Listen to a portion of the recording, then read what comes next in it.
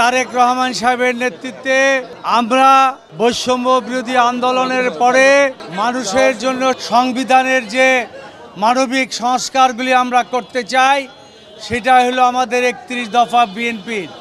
এই 31 দফা আজকে আপনাদের মাঝে বিতরণ করলাম।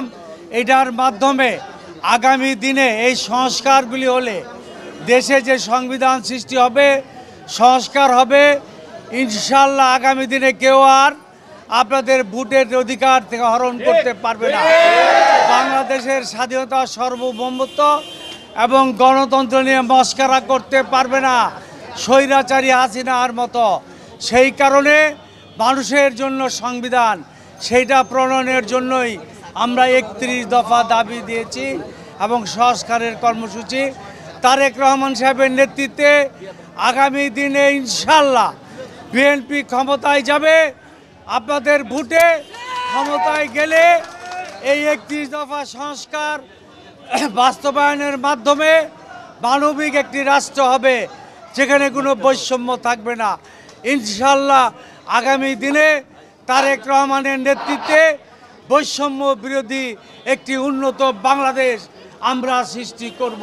শারদীয় দুর্গাপূজা উনি নির্দেশ দিয়েছে তারেক রহমান যে প্রত্যেকটা এলাকায় এলাকায় আমাদের হিন্দু ভাই বোনেরা যাতে নির্বিঘ্নে নিরাপদে আনন্দ ঘন পরিবেশে পূজা উদযাপন করতে পারে।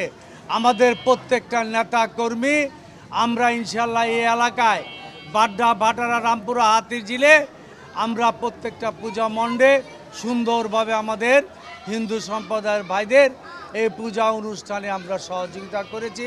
যে দেশ থেকে পিয়ারের জন্ম হয়েছে, সেই ইতালি থেকে নেপাল পর্যন্ত সব জায়গায় সেটা ব্যর্থ হয়েছে। ব্যর্থ একটি জিনিস প্রজেক্ট বাংলাদেশে এনে এই তথাকথিত কিছু লোক একটি ব্যর্থ রাষ্ট্র বানাতে চায়। তাদের সেই চিহ্নিত লোকদের আমরা চিনি।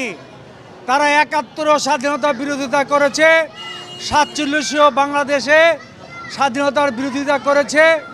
এই শক্তি সম্পর্কে আমাদের সজাগ থাকতে হবে। তারা ইসলামের নামে রাজনীতি করে, কিন্তু আমরা ইসলামের নামে রাজনীতি করি না। বিএনপি আমরা ইসলামী মূল্যবোধে বিশ্বাস করি।